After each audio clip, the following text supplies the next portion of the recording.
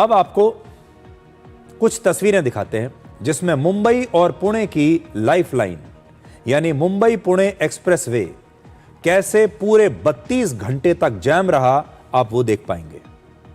3 फरवरी की शाम 5 बजे से लेकर 4 फरवरी की देर रात तक इस एक्सप्रेसवे पर मुंबई से पुणे जाने वाली साइड पूरी तरीके से जैम हो गई। करीब 22 किलोमीटर लंबे इस ट्रैफिक जैम में हजारों गाड़ियां फंस गईं और महिलाएं, बच्चे और बुजुर्ग सहित लगभग 1.25 लाख लोग इस ट्रैफिक जैम में बंधक बन गए। आप सोच सकते हैं कि कोई ऐसा ट्रैफिक जैम जिसमें 1.25 लाख लोग 32 घंटों तक कैद हो जाएं। ये एक प्रकार की जेल बन गई। हर व्यक्ति अपनी अपनी गाड़ी में एक जेल की तरह कैद था। जिस एक्सप्रेसवे पर लगभग 100 किलोमीटर की रफ्तार से गाड़ियां चलती हैं, वो एक्सप्रेसवे एक पार्किंग जोन की तरह बन गया।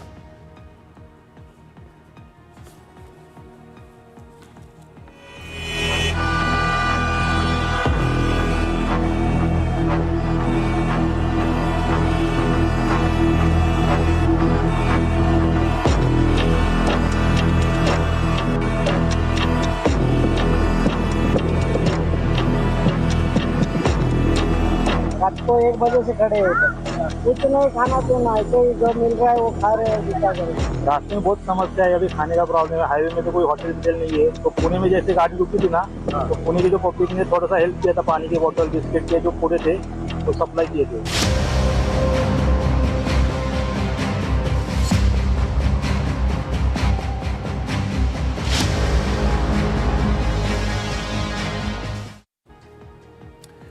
मुंबई और पुणे जैसे 2 महानगरों को जोड़ने वाला देश का यह पहला 6 लेन वाला एक्सप्रेसवे है।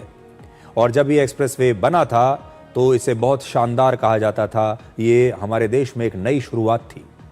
3 फरवरी को शाम करीब 5 बजे इस एक्सप्रेसवे पर एक गैस टैंकर दुर्घटनाग्रस्त हो गया, जिसकी तस्वीर आप देख रहे हैं। और इसमें एक बेहद संवेदनशील और ज्वलनशील गैस भरी हुई थी, जिसे हम कहते हैं प्रोपेलीन गैस। और यह गैस इस टैंकर से लीक होने लगी। उस समय एक छोटी सी चिंगारी भी पूरे इलाके में आग भड़का सकती थी। और इसी डर की वजह से पुणे की तरफ जाने वाले ट्रैफिक को पूरी तरह से रोक दिया गया। अब बड़ा सवाल यह है कि इस गैस टैंकर को हटाने में 32 घंटे कैसे लग गए। वहां पर NDRF, SDRF, highway police, fire brigade और इस गैस कंपनी की टीम मौजूद थी। फिर भी इस टैंकर को यहां से गैस लीकेज को रोकने में 24 घंटे से ज्यादा का समय लग गया।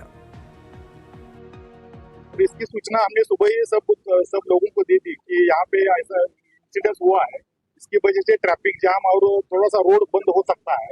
इसके लिए लोगों को एक डाइवर्शन रूट और प्लान भी बता दिया था। और उसके जो इसके ऑपरेशन के बाद हमने पुणे कॉरिडोर भी उसमें मुंबई लेन के लिए भी ओपन कर दिया था।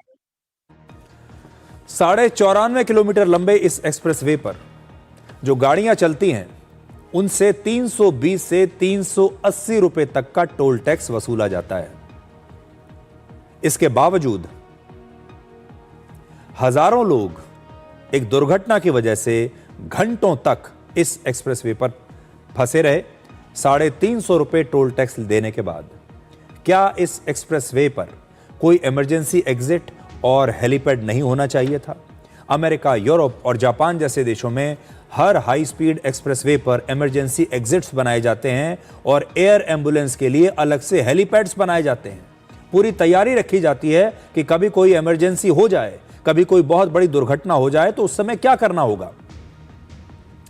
यह सिर्फ एक सड़क दुर्घटना नहीं थी, बल्कि इसने इस तरह के एक्सप्रेस हाईवेज की प्लानिंग और वहां पर किसी भी आपातकालीन स्थिति से निपटने की तैयारी को बुरी तरीके से एक्सपोज किया है, उसकी पोल खोल दी है।